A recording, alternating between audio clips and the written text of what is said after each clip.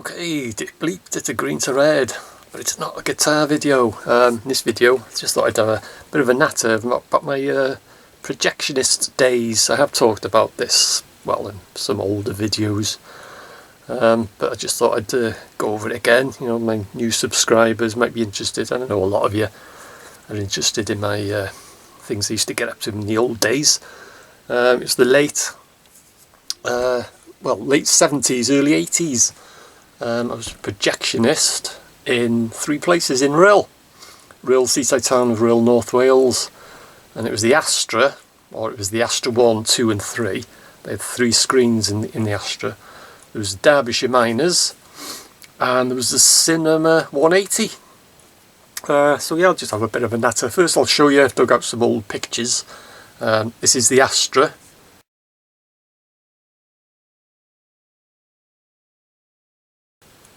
And that was just as you're coming over Vale Road Bridge into Rhyl. It's on the right. That was the Astra Cinema. And this is the Derbyshire Miners.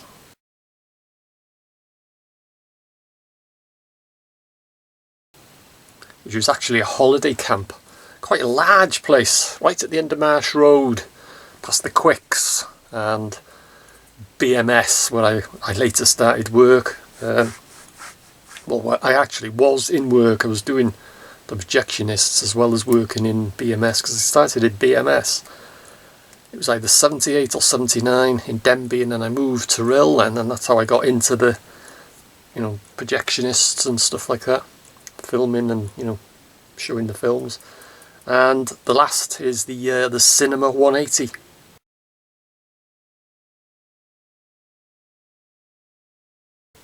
Which was on the Ocean Beach fun fair.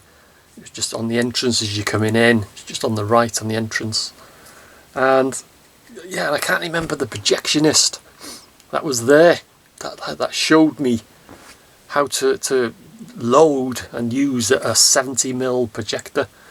But I'll start with the Astra Cinema. I'll tell you what, we had some laughs. We had some laughs there, and the Derbyshire Miners, because I was with Simon the majority of the time, running the 3 screens, as we used to call it. Sometimes you'd be on your own, you'd be running around changing reels and stuff like that. But like I say, 9 times out of 10, Simon was, you know, helping me, and I'd help him and what have you. And like I say, there was 3 screens, and I remember one day, say on Astra 1, we were showing like an animated film for children, which would be a U in them days. Like now it's 15 and 18, isn't it, and or what have you. But in them days it was, if I remember rightly, it was a U, A, double A, and X, which is an X-rated film. That's how, you know, they certified it, like rated it.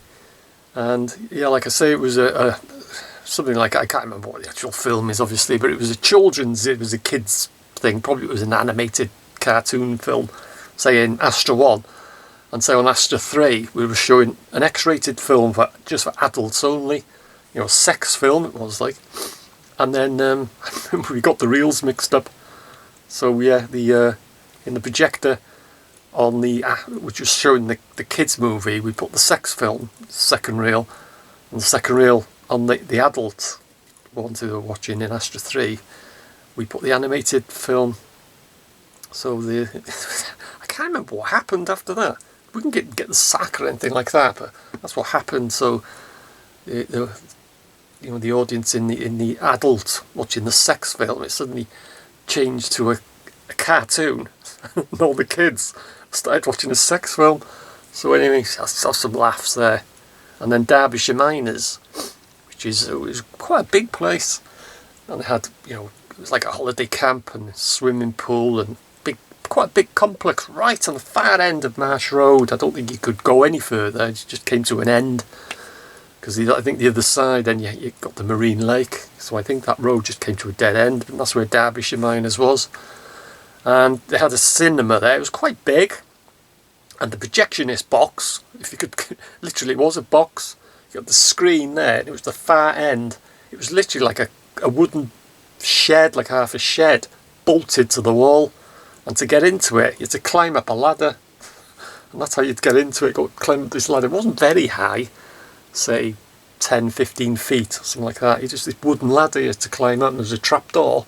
You'd open that and you'd climb in. It wasn't very big inside. It was just the one projector, and then you'd close the trap door in case you fell through the floor and stuff like that. And I remember one night we were showing, and I do remember the film, it was Snow White and the Seven Dwarfs, and Simon was with me, and we were playing this, and I was looking through at the screen, and it was the condition, the film, it was pretty bad. It was all like scratches and black dots and this and that. So I says to Simon, I says, you know, I think I'll 222 the second reel, and what 222 means is it needed cleaning, because the actual cleaning fluid was called 222. So that's what I said to Simon, I'll 222 the second reel.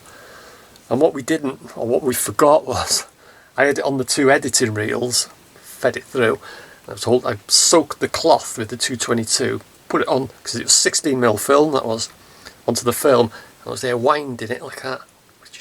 I got about halfway through, and Simon said, oh heck, he says, the projector that was running, the first reel I think it was, that was due to run out. I thought, damn, and I was halfway through cleaning, so I said, how long is it to go? And he looked, and there was only that much on the reel. He says, it's gonna be literally seconds. So I was like, it speeded up then, and the film snapped, and then the film ran out. So I was quickly splicing it, and I'll show you this now. That's the actual splicer that I used. And I says to Simon, switch the projector off, because the film ran out. Of course, all it was showing then was a white screen. And everyone, oh, what's going on? And I says to Simon, switch the projector off. And he wasn't familiar with that actual projector we were using. I think they changed it or something like that. And he says, I don't know how to. So what he did was, in front of the lens, he put his hand in front of it like that. Next minute, he burnt his hand because the lamp, the light coming through, it was that hot. He burnt his hand. He was screaming. I was trying to splice the thing together. Everyone was outside. I managed to switch it off, the projector. So they got a blank screen. They're all, boo, where's our film? You could hear them all. And I was trying to splice the film together. Simon was holding his hand, blowing on it, because he'd burnt it. And I tell you what, and then we had the slow hand clap and everything. I tell you what, at the time, it was not funny, but I can laugh at it now. And that's the splicer that I use. I've never spliced a film and reloaded a projector so fast. And this is the splicer that I use out of all my Super 8 stuff. I sold everything.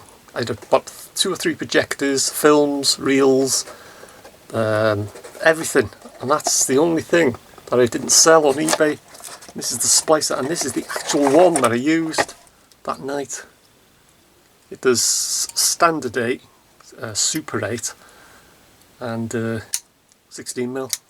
What you do is you lift them up, put the first end of the film on that side, shut that, lift that up, put the other side, film on the other side, shut that, and shut that down, and that cuts that end of the film off. And then lift that up, and then close it down, and that cuts that end of the film off.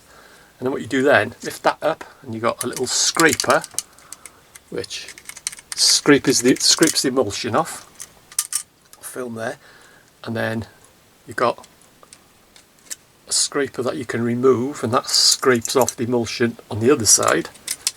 And then you put, put a bit of cement on there, and then you close that side of it, you leave it for about 30 seconds, and then just lift them top bits up, and then you take the film off, and it's spliced together. And like I say, that's the actual film, the actual splicer that I spliced the film with. And I've actually still got the box, so I thought I'll keep it, and I've had this years, so I'm not going to sell that. I'm just going to keep that as a memento. Everything else I've sold, all the projectors and equipment and editors and stuff like that. And I had another tape splicer. This is a cement splicer. I flogged my tape splicer and what have you. And yeah, so that's why you get, you keep your eye on the first reel. In the Astra you had 2 projectors, and you keep an eye, and that's why you see cue marks. You know, if you ever see these old films or whatever, and the start of the film, you've got 10, 9, 8, it counts down, doesn't it? 7, 6, 5, 4, 3, and it goes blank. There never is a 2 and a 1. And it's all to do with projectionist cue marks. And I'll tell you how it works. You've got your first projector, doesn't matter about that, 10, 9, whatever. You just start playing it from the beginning.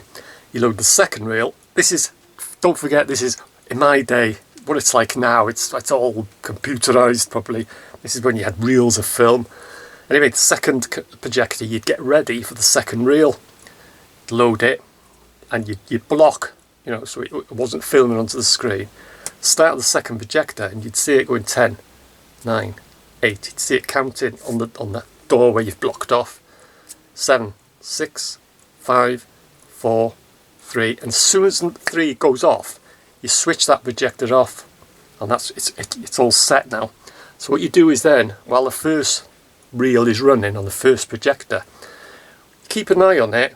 You see the film going down in the reel. When it's about to run out, you watch the screen and you'll see 2 cue marks. If you watch these old black and white films, or perhaps early, you know, colour films, if you ever noticed, you'll see a white dot or a ring just flash in the corner. It's usually in the top. As you're watching the screen, it's usually in the top right. You'll just see, just briefly, it's either a white dot. Sometimes they're black. Anyway, it's a projectionist cue mark. So what you're watching out for that, the reel, as it's about to run out, you're watching that and you've got your hand on the starter switch of the second projector. So you're there like that, watching the thing. You're waiting. Next bit, when you see the cue mark, blip, you switch on the second projector. But being that it was set, just, you know, switched off just after 3 was showing, it won't show anything on the screen because it's black. Like I say, and that's why there never is a 2 and a 1. There never is. It always stops at 3, then it's blank then, but it still counts down 2, 1, and then the film starts. So, watching for your cue mark, blip, second projector on. Keep watching. About 2 seconds later, when it's 3, 2, 1, on the first projector playing, you'll see the second cue mark.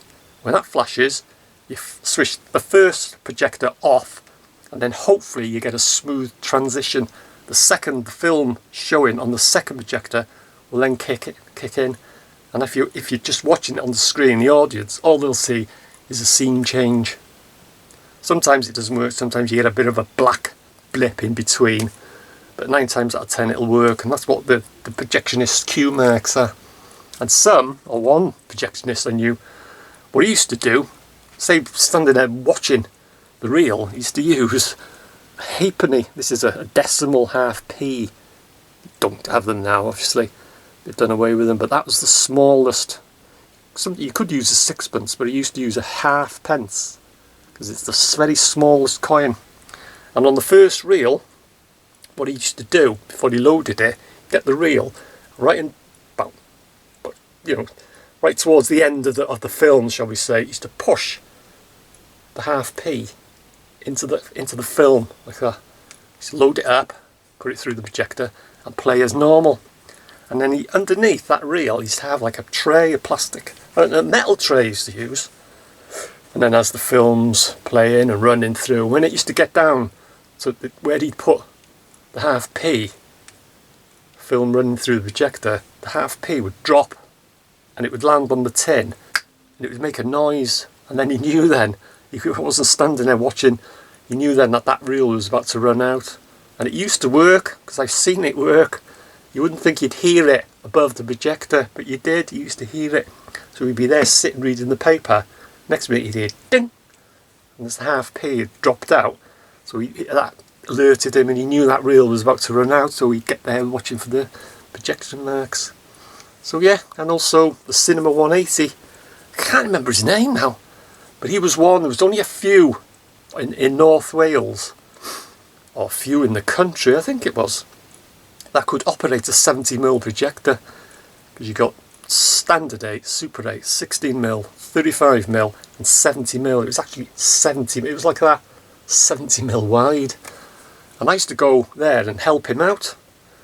and he taught me how to use a 70mm projector. And if you ever did go to the Cinema 180, behind the screen used to curve round, that's why it's 180 degrees. And if you turned round, you'd see a little glass plate, and you see the projector behind it, 70mm projector. Because not a lot of projectionists could work or operate a 70mm projector. So yeah, and yeah, like I say, but it wasn't that big. It was surprisingly, you think 70mm projector, but it wasn't very big. It wasn't a very big projector at all, but it was complicated to use. So if you ever went to the Cinema 180 back in the early 80s, it might have been me that was playing the film, showing operating the projector. So yeah, that's it. So yeah, it was a few laughs. So that was my projectionist days. I never had anything to do with the Astra. The Astra was in the centre of Rhyl, on the main street. As you go down the main street, it was on the left, on the corner, and that was the plaza. Did I say plaza? Nothing to do with the plaza. If I said Astra, I meant plaza. I've just suddenly thought of that now, because it was the Astra 1, 2 and 3, and then there was the plaza. So if I said I didn't have anything to do with the Astra, it wasn't that. It's plaza I meant to say. But yeah, I didn't have nothing to do with that. I was in the Astra, like I say, with Simon. 9 times out of 10 be with Simon. Daft as a brush he was. Well, we both were. But yeah, we had a hell of a laugh. So yeah, and that Derbyshire Miners, I tell you, he's climbing up this ladder. It was like going into a treehouse. It was like a big box bolted onto the back wall, and all that. The only way you could get to it was climb up this ladder. It's quite funny actually. So yeah, and that's the old halfpenny trick. Used to be there reading the paper, and then ding, he used to fall out, and that used to alert him that reel was about to run out. So yeah, I hope you've learned something today about cue marks. So if you're ever watching an old black and white film, keep watching it for about 20 minutes and keep your eye on that top right hand corner, and you'll see a white dot. Mostly they were white, sometimes they were black, sometimes they were a dot, sometimes they were a ring, but you'll see some sort of mark, and that's a projectionist's cue mark. So yeah, so thanks for watching, hope you enjoyed it, and I'll see you again.